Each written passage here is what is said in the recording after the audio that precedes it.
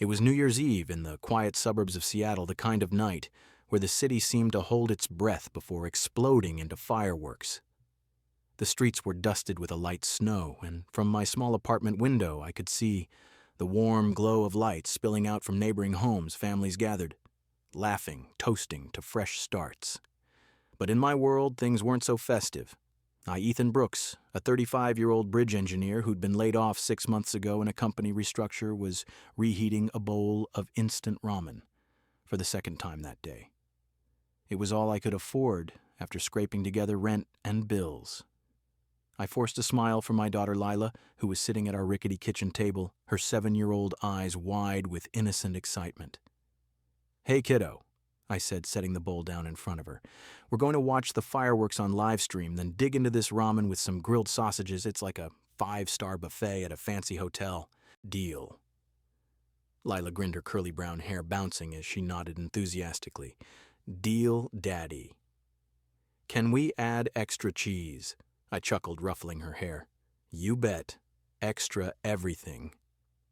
She was my anchor, the one thing keeping me afloat since losing my wife, Sarah, 3 years ago in a car accident. Sarah had been the light in our lives, and without her I'd learned to improvise, making holidays special on a shoestring budget, turning cardboard boxes into Christmas trees, and pretending layoffs were just extended vacations. But tonight, as snowflakes began to swirl outside, I felt the weight of it all pressing down. The job market was tough. My savings were dwindling, and I wondered how long I could keep up the facade of strength for Lila. I turned on the old space heater to chase away the chill seeping through the thin walls, then joined her at the table.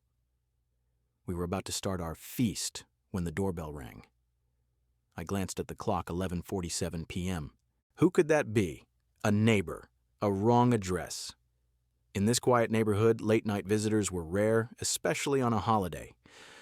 Frowning, I wiped my hands on a dish towel and headed to the door. "Stay put. Lila," I called over my shoulder. Peering through the peephole, I saw a figure bundled against the cold. I opened the door a crack, letting in a gust of icy wind. Standing there was Vivian Clark, the CEO of Clark Architects, the firm where I'd worked for 8 years before the layoffs. She was unmistakable, tall-poised, with sharp features framed by perfectly styled dark hair, wearing a luxurious fur-trimmed coat and high heels that probably cost more than my monthly rent. Her eyes, usually steely in boardroom meetings, looked different tonight. Tired. Vulnerable. "Mr. Brooks," she said, her voice soft but clear like glass on marble. "I'm sorry to intrude at this hour, but I didn't know where else to go." I blinked, stunned. "Ms. Clark, how did you find my address?" My mind raced. She was the one who'd signed off on the restructuring that cost me my job, the untouchable executive known for her ruthless efficiency and zero tolerance for sentiment in business. And now she was on my doorstep. She shifted slightly, snowflakes melting on her coat. "Employee records. If it's not too much trouble, may I come in for a few minutes?" I hesitated, glancing back at Lila, who was peeking curiously from the kitchen. This was surreal. But something in her expression, the way her shoulders slumped just a fraction, made me step aside. Sure. Come in."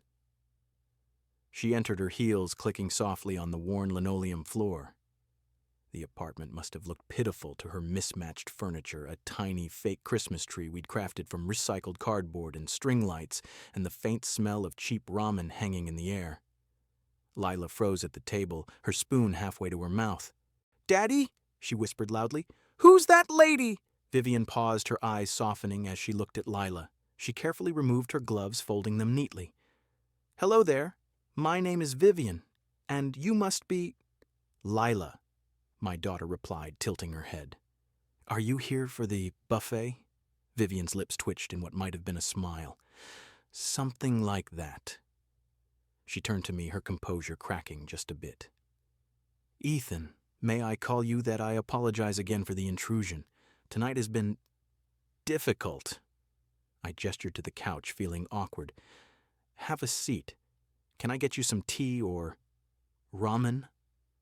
It sounded ridiculous offering a multimillionaire CEO my leftover dinner. She nodded, sinking onto the edge of the couch.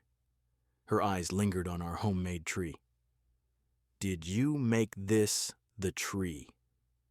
Yeah, I said, rubbing the back of my neck. Lila and I do it every year. We use whatever's around old Box's string. Keeps things fun without breaking the bank. Vivian stared at it a moment longer, then looked away. It's charming.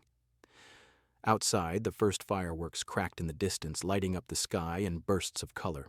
But inside the room felt charged with unspoken questions. Why was she here? What could a woman like her possibly need from someone like me? Lila, ever the bold one, slid off her chair and approached. Do you like fireworks, Miss Vivian? We were going to watch them on TV. Vivian glanced at her, then at me as if seeking permission. I haven't watched them in years. Not like this. The silence stretched heavy and full of potential. Fireworks boomed louder now, signaling midnight was near. In that moment, with snow falling outside and this unexpected visitor in my living room, I sensed something shifting, a door opening to a story I never imagined. But for now, all I could do was wait. As the fireworks exploded in colorful bursts outside, painting the night sky in fleeting reds and golds, I stood there in my cramped living room, trying to process what had just happened. Vivian Clark, the iron-fisted CEO who'd indirectly ended my career, was sitting on my threadbare couch, cradling a mug of ginger tea like it was a lifeline. The clock had struck midnight, and the new year had begun, not with champagne toasts or crowded parties, but with this strange, silent companionship in my modest apartment. Lila had clapped excitedly at the live-stream fireworks, her face lit up by the screen before yawning and rubbing her eyes. I tucked her into bed with a kiss on the forehead, whispering that we'd talk about our visitor in the morning. Now it was just Vivian and me, the snow continuing to fall softly beyond the window. She hadn't moved much since entering, still wrapped in her elegant coat, her gloves now neatly placed on the coffee table. I watched her from the kitchen doorway, unsure what to say. The tea helping? I finally asked, my voice low to avoid waking Lila. Vivian looked up, her sharp blue eyes meeting mine. There was a vulnerability there I'd never seen in the boardroom back when I was just another engineer presenting blueprints and she was the one calling the shots. It's warm, she replied, her tone almost surprised. Thank you. I apologize again for showing up like this. It's not like me. I leaned against the doorframe, crossing my arms. New Year's Eve isn't exactly normal for anyone, but if you're here, there must be a reason. I didn't push. Years of single parenting had taught me patience. Lila's endless questions had honed that skill kids don't open up if you prod too hard. She set the mug down carefully, as if afraid to spill a drop in my already cluttered space. Her fingers traced the rim for a moment before she spoke. I don't have anyone to call at midnight when I'm afraid. The words hung in the air, simple yet weighted like the snow accumulating outside. I waited, sensing there was more. Vivian exhaled slowly, her breath visible in the chilly room, despite the heater whirring in the corner. I grew up in a family where success was the only measure of worth. My father was a financier in Boston. Every decision had to be perfect, every emotion tidy and contained. I learned early: show weakness and you're done. That's how I became the youngest CEO in the company's history. People cheered, but then the expectations piled on. I built walls to survive. I nodded, pulling up a stool from the kitchen and sitting across from her. Sounds exhausting? It was, she admitted, her voice cracking just a fraction. Tonight, the board sent me an ultimatum: sign off on a restructure, lay off hundreds right after the holidays, or step down. I had the pen in my hand, Ethan. But my fingers shook for the first time. I remembered those meetings all too well. 6 months ago, I'd been in one arguing against the cuts. We're not just trimming costs, I'd said. We're cutting lives. A month later, I was out the door, handed a severance check and a pat on the back. I'd assumed it was my performance, but now... And you ended up here, I asked, genuinely puzzled. Why me? She met my gaze steadily. Because in that same meeting, you were the only one who dared speak up.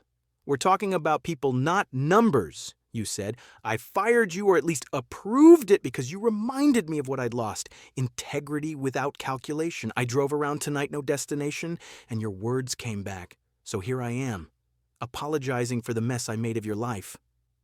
I rubbed my jaw, processing. You didn't make the mess. The economy did. The board did. I landed on my feet, sort of. That was a half-truth. Freelance gigs barely covered the bills, and I'd sold my old tools to make ends meet. But Lila kept me going. Look, Ms.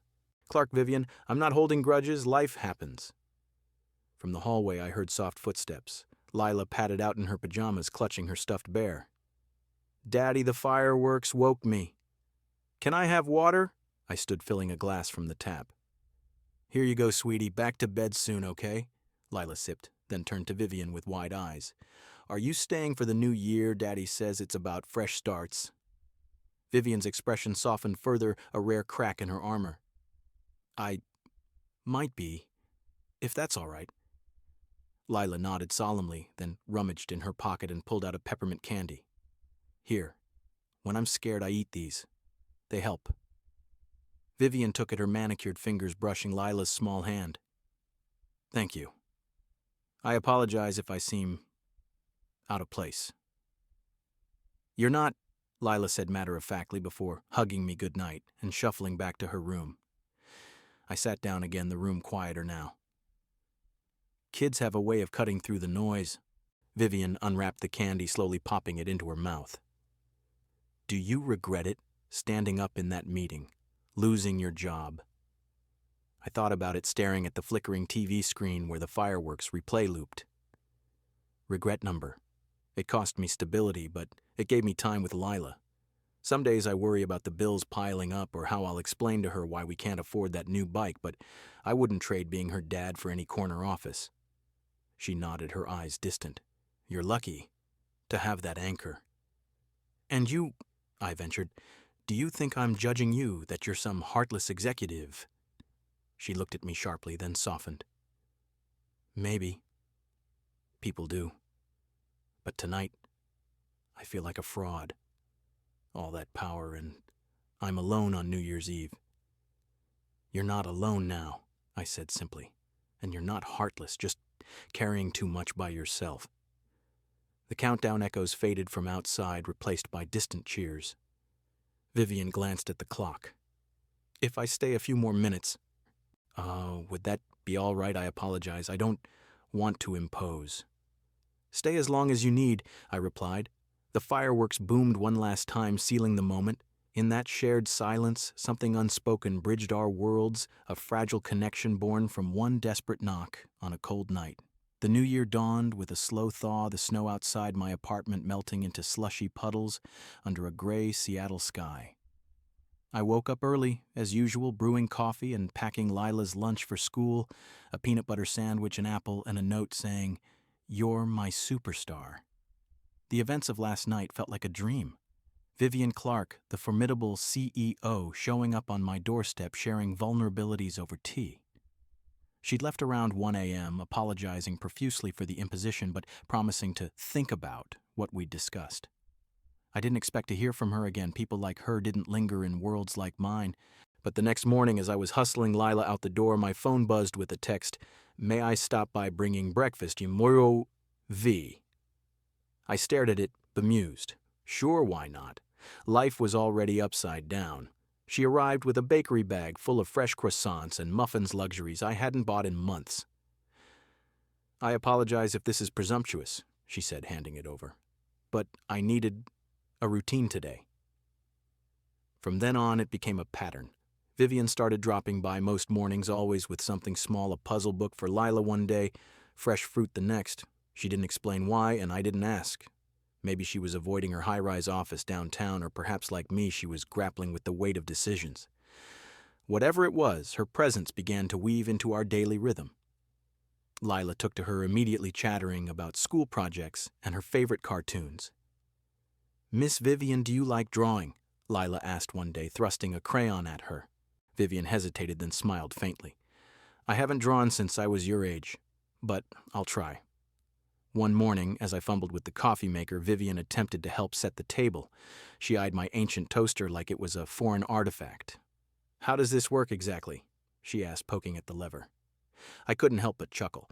"You've managed multi-million-dollar projects, but a toaster stumps you." She arched an eyebrow, a spark of her old boardroom fire returning. "I excel at delegating. Appliances aren't in my wheelhouse. Well, in this house, breakfast is the most important project of the day, I replied, showing her how to slot in the bread. We laughed, a genuine light sound that cut through the morning fog. It was strange sharing these mundane moments with someone who'd once held my livelihood in her hands. But there was no resentment. Instead, a quiet understanding grew. She was learning to let go of control, and I was reminded that even the powerful could feel lost. Later that week, I offered to drive Lila to school, and Vivian tagged along sitting in the back seat. Lila twisted around, handing her a hair tie. "Can you braid my hair? Daddy's not good at it." Vivian's fingers were clumsy at first, manicured nails unused to such tasks, but she concentrated, weaving the strands with surprising care. "Like this?" she asked, holding up the mirror. Lila beamed. "Perfect. You're better than Daddy." I glanced in the rearview mirror, catching Vivian's soft expression. "You're a natural," I said quietly. She shook her head. "I'm just practicing." Her voice held a confession. She wasn't trying to play mom. She was simply trying not to miss out anymore. But the reprieve couldn't last. A week into the new year, Vivian showed up earlier than usual, her face drawn. "The board called an emergency meeting today," she said, accepting a cup of coffee. "They want the restructure signed. No more delays." I set down my mug. "I don't know," she admitted, "but I can't keep running." That afternoon, my phone rang. It was Vivian. "Ethan, I invited you to the meeting as a consultant. Please come. I need someone who remembers why we do this." I hesitated, returning to that glass tower facing the suits who'd shown me the door. But Lila was at after-school care, and something in Vivian's voice pulled at me. "All right, I'll be there." The boardroom was, as I remembered, sleek mahogany table, panoramic views of the city, and a tension thick enough to cut. Vivian sat at the head, poised but pale. Spreadsheets projected on the screen detailed the cut's 347 positions labeled as efficiency measures. The chairman pushed the document toward her. "Sign it, Vivian. The company needs to survive." She picked up the pen, her hand steady at first, but as murmurs filled the room, she paused. That's when I stood uninvited but compelled. "Wait," I said, my voice echoing off the polished walls. Heads turned. Whispers erupted. Who was this guy? I was one of those 347 once. I continued, stepping forward. "Ethan Brooks, former engineer. I get it, profits matter. But if this company is just numbers on a page, why bother? We're talking families here, not line items." A finance director scoffed. "You don't understand the model." "I understand the fallout." I cut in, keeping my tone even. "I understand holding a pink slip and going home to tell your daughter everything's fine even when it's not. Cuts like this don't just trim fat. They sever lives." The room fell silent. Vivian looked at me, her eyes wide with something like gratitude. The pen trembled in her fingers. She set it down. "I'm not signing." Gasps rippled through the board. "Vivian, think about this." "I've thought enough," she said, her voice gaining strength. "If keeping this chair means destroying 347 families, then take it. I accept the consequences." I stared, stunned. The chairman's face reddened, adjourning the meeting in a huff. As people filed out, muttering about stock prices and recklessness, Vivian turned to me. Our eyes locked, a silent acknowledgement passing between us. She'd chosen humanity over power, and in that moment everything had shifted. The fallout hit like a storm I hadn't seen coming. The morning after the board meeting, my phone buzzed with news alerts. Vivian's decision splashed across financial headlines. Clark Architects CEO defies board, rejects mass layoffs, stock plunges. Pundits called it reckless investors, howled about lost profits, and anonymous sources whispered that her emotional lapse could tank the company. I scrolled through the articles while sipping my coffee, feeling a mix of pride and worry. I'd stood up in that room, but it was her neck on the line. Had I pushed her too far, Vivian didn't show up for our usual morning drop-by. Instead, she texted, "Board wants a private meeting. Wish me luck." I replied with a simple, "You've got this," but my gut twisted. Lila noticed my distraction as I braided her hair badly as usual. "Daddy, is Miss Vivian okay?" "She didn't bring muffins today." I forced a smile. "She's busy with work, kiddo, but she'll be fine." Dropping Lila at school, I couldn't shake the unease. Vivian had cracked open her armor for me, and now the world was piling on. That afternoon, she called from the office. "It's bad," she said, her voice tight. "The chairman summoned me. They're furious." I could picture her in that glass-walled executive suite facing down the suits who'd built their empires on cold calculations. By evening, she showed up at my door unannounced, her coat damp from the rain that had started pelting Seattle's streets. Her makeup was flawless, but her eyes were rimmed with exhaustion. "May I come in?" she asked, her tone apologetic as always. "Of course." I stepped aside, hanging her coat and guiding her to the couch. She collapsed onto it, burying her face in her hands. The room felt smaller with her presence charged, like the air before thunder. "What happened?" I asked gently, sitting across from her with a fresh mug of hot chocolate. No sugar, just how she'd mentioned she liked it during one of our mornings. She looked up, her composure fracturing. The chairman laid it out. "You're a CEO, not a philanthropist. Emotions don't run a company. They threatened a vote of no confidence if I don't reverse course." Her voice wavered. I stood my ground, told them preserving people is what makes us worth running. "But Ethan, it hurts. Why does doing the right thing feel like this?" I leaned forward, my hands clasped. "Because right isn't always easy. You've built your life on control, on winning. Letting go of that, it's terrifying. But you're not wrong." She shook her head, tears glistening but not falling. "I thought I was unbreakable. All those years climbing the ladder, burying feelings to get ahead. And now, the press is calling me a fool. Investors are pulling out. What if I've ruined everything?" "You're not ruined," I said firmly. "You've reclaimed something, integrity. And if they can't see that maybe that chair wasn't worth keeping..."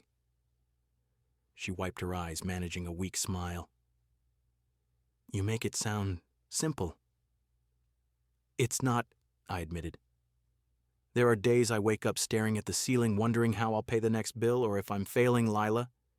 But I keep going, because the alternative, losing who I am, hurts more." From the kitchen, the timer dinged for dinner, simple pasta I'd thrown together. "Stay for food," I offered. "Lila will be thrilled." She nodded, and as we ate, the tension eased a bit. Lila chattered about her day at school, drawing Vivian into stories about recess games and art class. After a while, I cleared plates. Lila tugged at Vivian's sleeve. "I made something for you." Yoshi handed over a drawing, 3 stick figures, Lila in the middle, me on one side with a coffee mug, Vivian on the other holding a shield. Scrawled at the bottom, "Mom is the bravest even when she doesn't say it." Vivian's breath caught. She traced the figures with her finger. "You called me what?" Lila shrugged. "I know you're not my real mom, but moms are the ones who stay right, not just the ones who have you." Vivian's eyes welled up again. She pulled Lila into a gentle hug. "Thank you, sweetheart. I apologize. I don't know what to say." "You don't have to," Lila said, hugging back before scampering off to brush her teeth. I watched from the doorway, my heart swelling. "She's got a way of seeing straight through people." Vivian nodded, folding the drawing carefully. "She's wise beyond her years, like her father." The rain intensified outside, drumming against the windows like impatient fingers. "Need a ride home?" I asked. "It's pouring." She hesitated. "Actually, could I stay a bit longer? The thought of going back to my empty condo." "Stay as long as you want." The next morning the storm had cleared, but another brewed more headlines blasting her impulsive stand. We bundled Lila up and drove her to school together. The car filled with quiet. Rain-slicked streets reflected the overcast sky, mirroring the uncertainty. As we dropped Lila off, waving until she disappeared inside, Vivian broke the silence. "Do you think I've destroyed it all?"